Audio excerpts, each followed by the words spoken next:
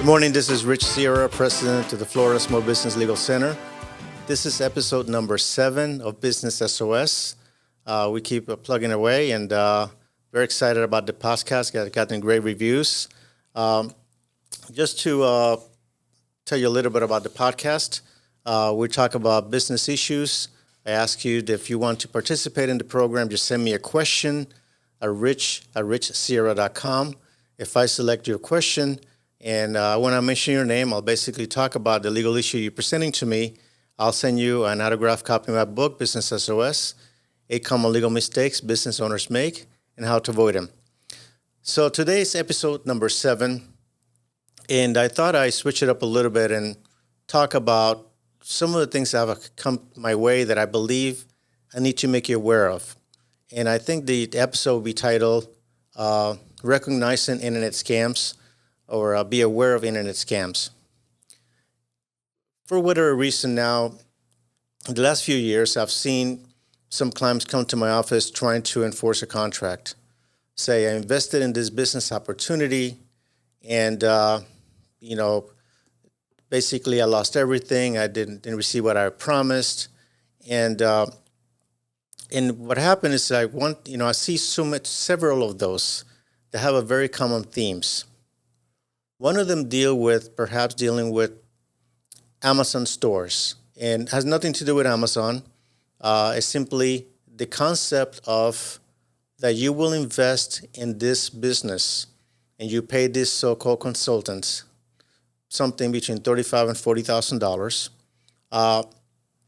and you will open also your own credit cards, and you'll go ahead and they manage everything for you, and you can sit back and collect revenue from it.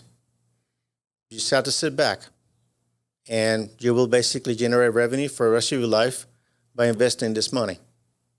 And opening your own credit cards, and they'll buy the products, and they'll sell them on the internet, and you're going to be making in Amazon stores or Walmart stores, and you're going to basically can retire on that. Unfortunately, that is too good to be true.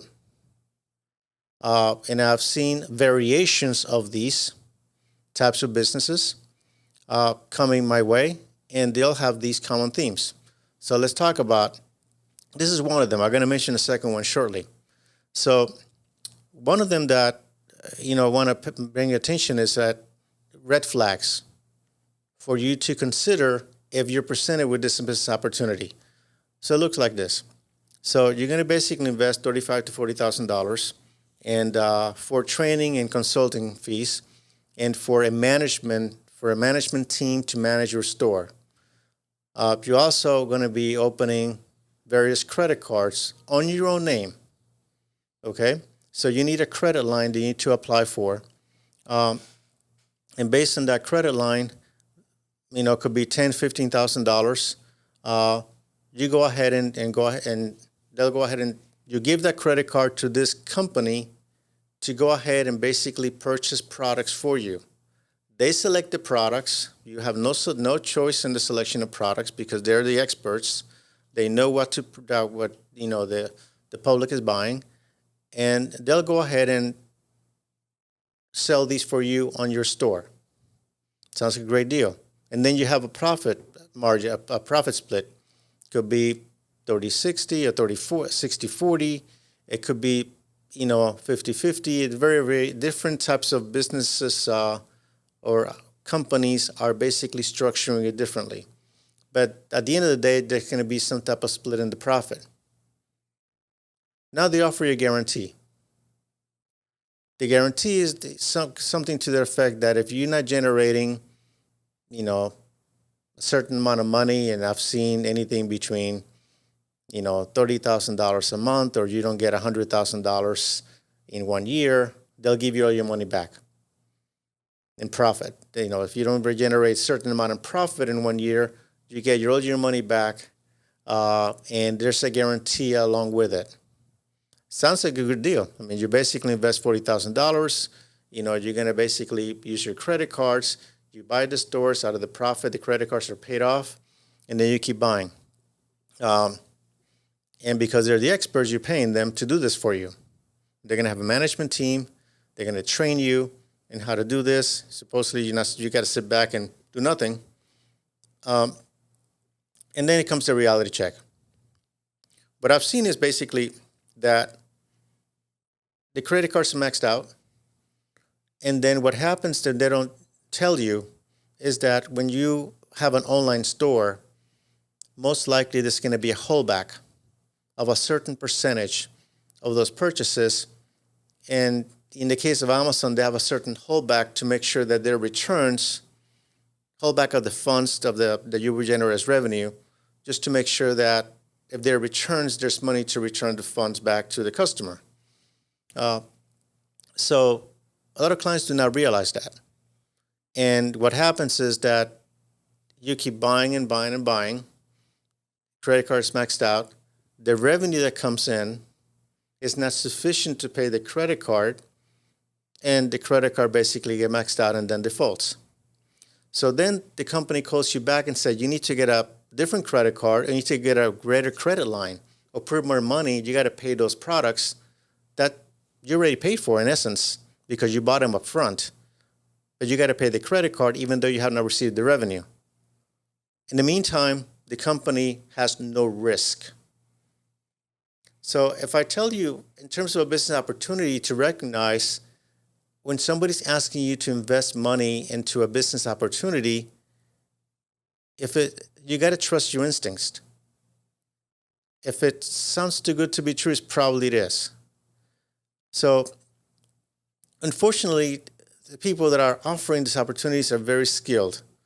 They're very skilled. They're very effective salespeople. And unfortunately, the people that are on the receiving end of these presentations have these hopes that, maybe this will be the break that they're looking for. Maybe this is their way out or whatever the case may be. But they're motivated to try to do something better for themselves. And what happens is this, basically their dreams are shattered. So by the time that it comes to my office, I see this I said, please send me the contract. And I look at the contract, and it has the guarantee, has the investment. There's usually a very, very well-written contract. And if you recall, listening to my prior episodes, a contract can be legally sound, and you can really, get yourself in a bad deal by signing a legally sound contract. So it's not whether the contract is legal, it's whether the deal is good for you. So in this case, how are we going to enforce the contract? So I begin to look at the enforceability of the contract. And what can you do? So the guarantee. So a lot of the guarantees basically say, okay, you got to wait a year in order for you to determine whether or not you can exercise the exit option, the guarantee option. You're not going to make it a year for the most part, based on the business model, because it only depends on you, your ability to fund more. The more you sell, the more it's going to cost you. They're going to hold back some money. For the most part, the merchant services will hold back some money. You're not going to have enough money to be able to continue paying. And at some point, the ability to borrow is going to be depleted. So in essence, the business will fail. It's just really that simple. But you go back and say, they didn't tell me this. I didn't hear from them. That's another thing, a second red flag. They're usually, it's all online. They have no offices. They work through different businesses. Everything is via wire transfer. So you provide the money via wire transfer to them, not through a credit card, because then the credit card you can actually dispute. Wire transfer pretty much is gone. But the money's already there. They already have it. So another way then to enforce the contract, I say, who are these people? Then I look at the companies. They operate, some of them are out of state, some of them within the state. And you look at the website, it's not a lot of information there. And then there's also a arbitration clause on the contract. And basically say, okay, if you want to pursue this and sue us, then you need to go to arbitration. It could be through the American Arbitration Association, through JAMS, but arbitration costs money. And the entry point to pursue an arbitration in some cases is higher than going to court. So when I look at that, I say, well, that means that we need to enforce this contract, we need to go to the arbitration. And I look at, pull the American Arbitration Association in this case as an example, look at their fees, look at their, the case management fees. And a lot of my clients do not even know what the American Arbitration Association is. They do not ever heard of arbitration. They do not know that it's hiring a private judge to manage the case. And in some cases, those initial fees, depending on how much you're seeking to collect on the other side, could be as high as $5,000 just to come in and pay the AAA. That's without attorney's fees to start. So the client already lost everything in this example. Credit cards are maxed out. They have to be able to enforce this contract, they got to come up with about $10,000 out of pocket. And there's no guarantees of success simply because the contract is so well written. And then it goes into the nuance of specifically what is the profit. Did you do everything you're supposed to do? Did you get the credit lines you were supposed to get? Did you, all those things you were supposed to do? And then it becomes some discovery, becomes a battle that they will defend. So, as I mentioned before in a prior episode, contracts, the ability to enforce the contract is based on your ability of the resources that you have to enforce it. So I just want to make you aware of that. I mean, I have not seen anyone yet. You know, by the time, nobody's going to call my office and tell me, yes, I made a lot of money through this online store, through this business model. There might be some. When people come to my office because they feel they have been misled, they feel they have been defrauded, and unfortunately, they have lost. I've seen people lose their 20 years of savings on these types of businesses. So I want to make you aware of that. A common theme that I also, when I look at this and I ask the question, did anyone help you with this contract? Did anybody help you? Did you have an attorney help you read this contract and advise you as to the risks that you're taking and the potential pitfalls of this business opportunity? And the answer is no. And I'm not here to judge anyone. I'm not here to say that was wrong. You should have gotten an attorney. Listen, everybody made mistakes. No big deal. Okay? And they realize it after the fact. And I feel very bad when that happens. But my hands are tied. So we do what we can to try to figure out a way to get some of that money back from them. But unfortunately, if the client doesn't have the resources, then it makes an uphill battle. So I want to share that pattern with you. So if you're presented with that opportunity, at the very least, give us some pause, give us some thought, call an attorney, and have somebody with the legal skills to review that contract with you and tell you, these are the risks, these are the pitfalls, this is what you might be getting into, this is the way you can lose money, it's the way you're supposed to make money, nothing is guaranteed, but at the very least you understand it. And it goes into one of my rules on contracts are that if you do not understand the contract, do not sign it. Now, a second business opportunity that I see coming up involves trucking businesses. And the model is like this. You'll invest a certain amount of money, in some cases even $100,000, for example, and you're going to buy a truck, or you can get it financed. And I'm talking about shipping truck, those large trucks that move merchandise throughout the state. So this company, what they will do is that you will basically lease the truck to them. You own it. You're responsible for maintenance. You're responsible for everything. It's just your responsibility, your insurance. They will get the driver. and they'll go ahead and, basically you do the shipments with various clients that they say that they have, and you're supposed to split the profit. Sounds like a good deal. You have a truck that is working for you 24/7, and you don't have to do anything except sit back, collect the money. In theory, sounds like a good business model. Unfortunately, from what I've seen and what have been presented to me by various clients coming to me with the same topics, with the same type of business opportunity that lost money, is that it does not work that way. For what I've seen is that, first of all, there's no guarantee how the truck is going to be. It's usually a used truck.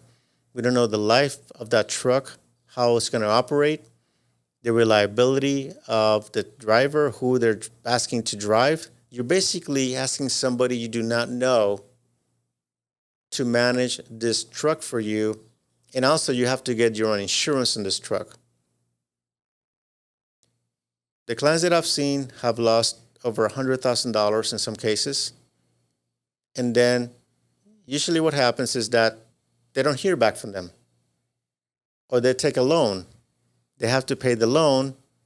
They don't know what happened with the truck. And it's usually people are usually from out of state. It's usually a client from one state doing business with the company from a different state. So it makes it a little bit very difficult. Because it's online, it's easy to make those transactions, but there's no verification. Nobody took the time to go and inspect the truck. Nobody took the time to really do the due diligence in the company. And again, in many cases, the client, when I asked the question, did anybody help you with this? The answer is no. And again, just buyer beware. If you see a business opportunity that sounds too good to be true, use your instincts, take a pause. Don't start wire transferring money to anybody. Just go ahead and have that evaluated by a qualified attorney who can help you and make a determination of whether or not there's a tremendous risk with this contract and whether or not something you should pursue. At the end of the day, it's your decision. We can advise you as to the risks and what the contract states. You want to pursue it anyway, that's on you. But at the very least, you know what you're getting into. A lot of my clients did not know what they were getting into. And that, unfortunately, that's what happened. But the court will enforce a valid contract, even if it's a bad contract, a bad business decision, unless it's an unconscionable contract, and that's a whole different topic altogether for a separate discussion. But the topic for this particular episode was just to make you aware that there are a lot of businesses, quote-unquote business opportunities that are on the web, that just to make you aware of that, because it can really be harmful to your financial health. This is the end of episode 7. I just want to, tell you a little about Business SOS and how to reach me. If you want to reach me, you can reach me at richsierra.com. Remember, if you send me a question for me to take a look at the question and evaluate it, if I select your question, you get a free copy of my book, Business SOS. So I'll sign it for you. If you're interested in learning more about my practice and the services that we offer in our firm, you can check out our website at floridasmallbusinesslegalcenter.com. We also have Facebook at FSB Legal. We have a YouTube channel. This podcast also, we have it in video. And if you want to see the video of the podcast, you can go to youtube.com at Richard Sierra. Instagram, we're FSB Legal. Our phone number is 866-842-5202. Remember, the Business SOS is available on Amazon, Barnes & Noble, and you can ask for your local bookstores. If you like the podcast, follow the show, and also please give us a reference, give us a rating. This also is shared by the business owners. Feel free to share it to somebody else. Also in our show notes, we have all our contact information as well. Until next week, this is Rich Sierra with the Florida Small Business Legal Center. Remember that my goal is to help you succeed.